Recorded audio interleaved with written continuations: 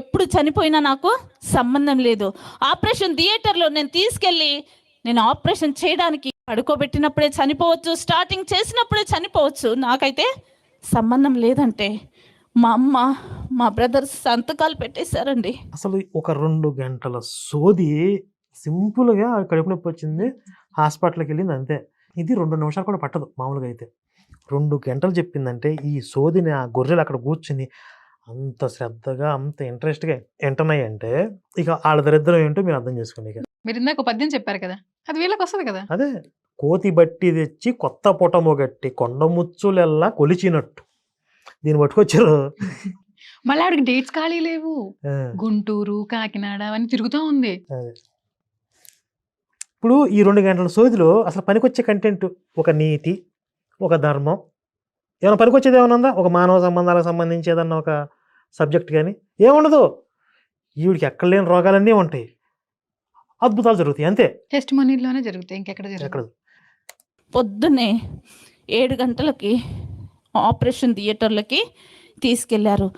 పొద్దున 7 గంటలు ఏంది? ఇందాక ఏం చెప్పిందంటే ఎండాకాలము బాగా ఎండగా ఉంది, అందరూ స్ట్రైక్ లో కూర్చున్నారు అనింది. 7 గంటలకి ఈ లోపలనే స్ట్రైక్ చేస్తారు వీళ్ళు డాక్టర్లు వచ్చేసి పొద్దున్నే తెల్లవారుజాము 4 గంటలకే. కంటిన్యూటీ లేదు స్క్రిప్ట్ లో. 7 గంటలు ఏంటి? ఆపరేషన్ ఒక్క డాక్టర్ చేయగలడా అండి? ఒక నర్స్ లేకుండా, వార్డ్ బాయ్ లేకుండా, ఆయమ్మ లేకుండా, ఇంకా ఇతరుల డాక్టర్ లేకుండా, అనెస్థిన్ డాక్టర్ లేకుండా ఒక్క డాక్టర్ చేయగలడా ఆపరేషన్? అంటే ఒకటే డాక్టర్ తీసుకుపోయాడా? ఆయన ఒక్కడే. అంటే మిగతా వాళ్ళందరూ స్ట్రైక్ లో ఉన్నారు కదా, నేను తీసుకుంటాను ఈ కేసు అని చెప్పి ఆయన ఒక్కడే ఆపరేషన్ థియేటర్ లోకి తీసుకెళ్లాడంట. చేయలేడు కదా. కానీ ధైర్యంతో ఒక్క డాక్టర్ వచ్చి నా కేసు తీసుకున్నాడు. కానీ ఆపరేషన్ థియేటర్లోకి వెళ్ళిపోయినాక నా యేసయ్య 15 మంది డాక్టర్లను పంపించాడు. దేవునికి మహిమ కలుగును గాక. హల్లెలూయా. ఆ రోజు జరుగుతున్నది స్ట్రైక్. డాక్టర్స్ రాము అన్నారు. అసలు ఈవిడికి యేసయ్యే తెలియదు కదా అప్పుడు.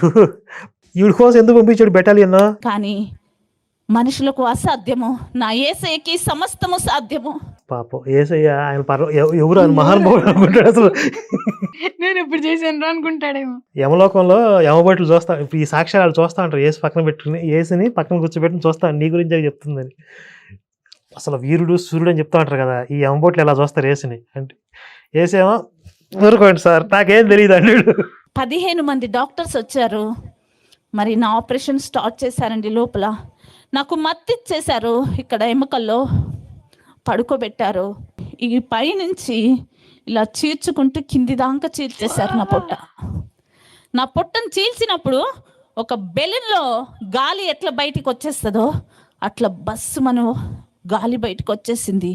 ఆ గాలి ఎట్లుందంటే చండాలమైన వాసన. ఆ వాసనను ఎవ్వరు కూడా భరించలేనంత.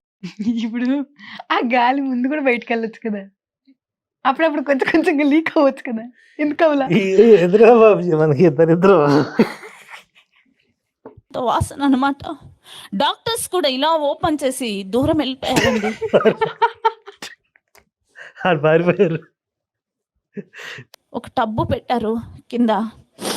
డాక్టర్ చేయి పెట్టి ఆ పేగులు మొత్తం తీసాడండి. ఆ పేగులు తీస్తే కుళ్ళిపోయిన వాసన పేగుల్లో నుంచి వస్తుంది. డాక్టర్లే వామిటింగ్ చేసుకుంటున్నారు. నల్లగా అయిపోయినాయి పేగులు. నేను చూస్తున్నాను పడుకొని.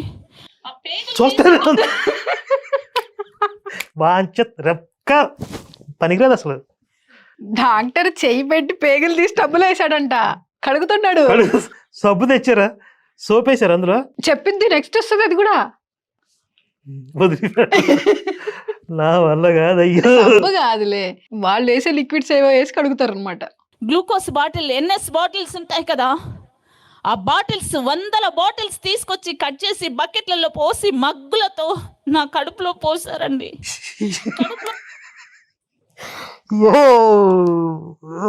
కాదు, ఆవిడ కడుపులో ఇంకేం ఉండవు అనుకుంటుంది, పేగులు తప్ప. పేగులు తీసి డబ్బులు లోపలంతా ఖాళీ కదా. పాత బట్టలు మీ వాషింగ్ మిషన్ వేసినట్టు కడుపులో పోసి కడుగుతున్నారు. ప్రతి పార్ట్ పనికి రాకుండా పోయిందండి. నాకు తెలిసి నా కడుపులో కంపల్సరీ క్రిములు ఏర్పడి ఉంటాయి. అంత దుర్వాసన పట్టి. అంటే అక్కడ ఉన్న వాళ్ళకి ఎవరికి అనిపించదా? అంటే ఒక్కడొక్కడు చిప్పు లేదు అసలు. ఈ గొర్రెలు అయిపోతే నిజంగా గొర్రెలు అయిపోతారు వీళ్ళు. మనం ఏదో కామెడీ అనుకుంటున్నా, నిజంగానే గొర్రెలు. నీకు జాలేస్తున్నాను చూస్తుంటే. ఇందాక ఒక వీడియో చూశానండి నేను. ఒక ఆవిడ గొర్రెల దగ్గరికి వెళ్ళిద్ది, అంటే మామూలు గొర్రెల దగ్గరికి. పార్వతి ఆవిడ. పార్వతి గారిదేనా? ఆ, వెళ్ళి ఏంటమ్మా వెళ్ళావా, చర్చికి వెళ్ళావా, దశభాగం ఇచ్చావా? ఆవిడ పార్వతి గారు అని చెప్పి వీడియోలు చేస్తున్నారు. మన అభిమాని ఆవిడ కూడా. ఎంతసేపు కడిగారో తెలుసా అండి? వందల బాటిల్స్ కట్ చేసి బకెట్ల నీళ్లు పోసి కడిగారండి. కడిగి ఆ పేగుల్ని కడిగి ఇప్పుడు ఆ పేగుల్లో ఈవిడికి వెళ్ళకుండా మిగిలిపోయిన యూరిన్ మలం అన్నీ ఉంటాయి కదా, అవన్నీ వాళ్ళు కడుగుతున్నారా? మరి డాక్టర్లు చేసేది అదే కదా. 100 బాటిల్స్ కట్ చేసి వాటితోటి మగ్గులతో పోస్తున్నారు నీళ్లు. ఇవన్నీ ఈవిడ ఏమనుకున్నారు? చూస్తుంది. ఈవిడ బాగా కడగండి అంటుంది. పనికిరాని పేగులన్నీ కట్ చేసేసి మళ్ళీ పేగులు జాయింట్ చేసి ప్రతి పాట్ని క్లియర్ చేసి లోపల పెట్టి కుట్లేసి ఈ కడుపులో కుడి వైపున ఎడమ వైపున రంధ్రాలు పెట్టేసి పెద్ద పెద్దవి మన గ్యాస్ సిలిండర్ పైప్స్ ఉంటాయి కదా, అలాంటి పైప్స్ పెట్టేశారు. కింద బాటిల్స్ పెట్టేశారు. 5-6 లీటర్ల బాటిల్స్ ఉంటాయి, ఇంత బాటిల్స్. ఆ బాటిల్స్ పెట్టేశారు ఆ పైపులలోకి. మరి ముక్కులో నుంచి ఒక పైప్ వేశారు, నోట్లో నుంచి ఒక పైప్ వేశారు. ఈ జాలి ఆపు ఇక. ఎక్కడెక్కడ పెట్టారు అని చెప్పింది. అని చెప్పిందా? ప్రతి దానికి ఒక పైప్ వేసేసారు. యూరిన్ దగ్గర పైపు, మోషన్ దగ్గర పైపు. నా ఆపరేషన్ పూర్తయిపోయిందండి.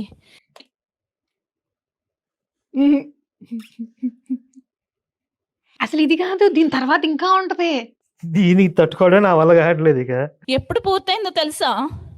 పొద్దున 7 గంటలకు తీసుకెళ్తే రాత్రి 8 గంటలకు నా ఆపరేషన్ పూర్తయిందండి. ఎన్ని గంటల ఆపరేషన్ తెలుసా? 11 గంటల ఆపరేషన్ జరిగిందండి నాకు. 11 గంటల అనస్థీషియా ఉంటుందండి? అది పోగానే ఇంకోటి ఇస్తున్నారు ఇంజక్షన్. అసలు అంత అనస్థీషియా ఇవ్వకూడదు కదా. ఆపరేషన్ జరిగిన తర్వాత డాక్టర్స్ చెప్పారు, ఆపరేషన్ అయితే చేశాము, అబ్జర్వేషన్లో పెడతారు.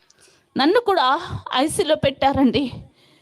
పెట్టిన తర్వాత ఎప్పుడైతే నా ఆపరేషన్ పూర్తయిందో నేను మత్తులోకి వెళ్ళిపోయిన, కోమాలోకి వెళ్ళిపోయానండి. ఐసీలో పడుకోబెట్టారు. 3 రోజుల దాకా నాకు స్పృహ రావట్లేదండి. కానీ 3 రోజుల తర్వాత నేను స్పృహలోకి వచ్చానండి. కళ్ళు తెరుస్తున్నాను. ఇలా నా బెడ్ ఉంది. నా బెడ్ పక్కన 3 వ్యక్తులు నిలబడి ఉన్నారండి. ఆ 3 వ్యక్తుల్ని చాలా హైట్గా ఉన్నారు. పైనుంచి కింది దాకా ఒకే వస్త్రం తొడగబడి ఉన్నది. ఒక వ్యక్తిని చూస్తే మిగతా 2 చూసినట్టున్నది. వారి కళ్ళను నేను చూడలేకపోయానండి, వారి ముఖాన్ని నేను చూడలేకపోయాను. కానీ వాళ్ళకున్న ఆ హెయిర్, ఆ జుట్టు ఉంటుంది కదా అండి, ఆ జుట్టులో నుంచి వచ్చే వెలుగుని నేను చూడలేకపోయానండి. ఆ వెలుగు ఎంత వెలుగొస్తుందంటే ఆ వెలుగుకి నా కళ్ళు మూర్చుకుపోతున్నాయి అన్నమాట. అంత మాత్రమే కాదండి, ఆ 3 వ్యక్తులు కళ్ళల్లో కన్నీరుందండి. ఎందుకురా? తండ్రి, కుమార, పరిశుద్ధాత్మలా వీళ్ళు 3? ఏమో, అదే కదా చెప్తుంది. అంతేనా? ఒకళ్ళని చూస్తే మిగతా 2 చూసినట్టుంది అంటే వాళ్ళు 3 వాళ్ళేనా? ఓహో, బాగా కనిపెట్టారండి. నా కోసం ఎందుకు కన్నీరు కారుస్తున్నారు చూస్తే? అవును, నిజమే. ఎందుకు కారుస్తున్నారు? వాళ్ళకేం పని ఇడుతూ? ఎవరు తెలుసు వాళ్ళు ఎందుకైనా కలుస్తారు. అసలు ఆవిడకి వాళ్ళు ఎవరో తెలీదు. వాళ్ళు మొన్న పిల్ల చచ్చిపోయింది భవ్యశ్రీ అని. ఎంతో మంది పిల్లలు చచ్చిపోతున్నారు. అప్పుడు కన్నీళ్ళు రావాళ్ళకి. వాళ్ళు పట్టించుకోరు. చర్చిలో చచ్చిపోయే వాళ్ళు పట్టించుకోరు. వాళ్ళు చూస్తూ కళ్ళు మూస్తున్నాను. ఇంకా ఏముందో తెలుసా అండి? వీరు క్రిస్టియను అని గుర్తుపట్టడానికి ఏముంటుంది వాళ్ళ దగ్గర? సిలువ ఉంటుంది. ఆ సిలువని చూడగానే వీళ్ళు క్రిస్టియన్స్. మందిరం మీద సిలువను చూడగానే ఇది చర్చ్. అలాగే చూడండి, వాళ్ళ మెడలో పెద్ద క్రాస్ ఉందండి. వాళ్ళు ఎందుకు సిలువ వేసుకున్నారండి? వేసుకోండి సిలువ. అదిరిపోయింది అసలు సీన్. వేసుకొని మెడలో సిలువ వేసుకుని తిరుగుతున్నాడు. ఇప్పుడు తండ్రి, కుమార, పరిశుద్ధాత్మనా? తండ్రి అంటే ఎవరు? యెహోవా. ఆయన కూడా సిలువ వేసుకున్నాడు. ఆయనకి ఎందుకు సిలువ? యెహోవాను కూడా మతం మార్చేశారు. అయ్యో, ఆయన యూదు మతం కదా, ఆయన కూడా క్రైస్తవ మతంలోకి మార్చేశారు. వాళ్ళకి ఎవరు తయారు చేసి ఇచ్చారు ఇవి? ఆయన వాళ్ళకి ఎవరు చేస్తారు? వాళ్ళు చేసుకుని ఉంటారు. మోషే కొండ మీద పోయి పలకలు చెక్కోరా, అట్లాగే వీళ్ళు 3 కూర్చుని సిలువలు చెక్కున్నారు. సిలువలు వేసుకోవడం అయితే కోటిలో కొనుంటారు వస్తా హాస్పిటల్ వచ్చే ముందు ఆ లంగోట ఎక్కడ చేపించుకున్నారు? ఏమో హెయిర్ కటింగ్ కూడా ఎక్కడో మంచిగా బాగా చేశారు. లాంగ్ హెయిర్ ఇప్పుడు షైనింగ్ షైనింగ్ హెన్నా పెట్టుంటారు. పరిశుద్ధాత్మకు కూడా రూపం ఉందా? పరిశుద్ధాత్మకు కూడా లంగోట వేసి సిలువేసేసింది. వీళ్ళు ఏదేం చేస్తారు జనరల్గా. ఇప్పుడు ఒక దేవుడు గుణగణాలను వర్ణించాలి, మన శాస్త్ర ప్రమాణం ఉండాలి.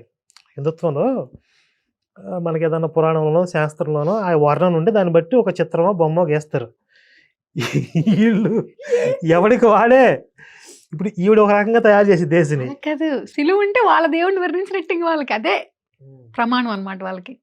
అంటే వచ్చింది మళ్ళీ అల్లా అనుకుంటారేమోనని ముస్లిమ్స్ కదా ఈవిడ. అవునండి, కరెక్టే. అల్లా కాదు వచ్చింది యేసు యేసు. అని. క్రిస్టియన్ దేవుడు. క్రిస్టియన్ అంటే ఎలా గుర్తుపడతాం మనం అని చెప్పిందిగా, అదన్నమాట. సరే ఎక్కడ తాగుతాం? ఎలా అంది రిప్కా అక్క? అక్క వాళ్ళ అక్క. రెప్కాకు కొట్టుకుపోయింది అసలు.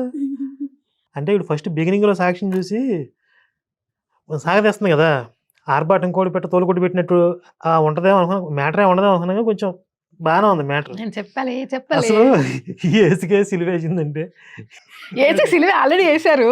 ఏసు యెహోవాకు కూడా వేసింది. అది బాగుంది. అసలు చూసారా ఎక్కడన్నా అంటే మేము మొక్కిన దేవుళ్ళు ఎవరు మాకు సహాయం చేయలేదు ఇలాంటి పదాలు రాకుండా. వీళ్ళమ్మ జనరల్గా అయితే అల్లాని వేడుకోవటం అల్లాని మొక్కటం చేయాలి కదా. అదే హిందువుల సాక్ష్యాలు అయితే వాళ్ళ దేవుడిని పిలిచారు, మొక్కిన దేవతలకు మొక్కారు, సమాధానం ఇవ్వలేదు, అట్లా చెప్పేవాళ్ళు. అసలు అల్లమ్మ ఎక్కడా కూడా దేవుడికి మొక్కినట్టుగా కూడా చెప్పలా. అది అంత ధైర్యం చేయలేకపోయారు. అంటే వాళ్ళ విషయంలో చేయలేరులే. వాళ్ళ రిలేటివ్స్ ముస్లిమ్స్ అయి ఉంటారు కదా, అలా ఏమన్నా చెప్పిన విషయం తెలిస్తే చంపేస్తారుగా.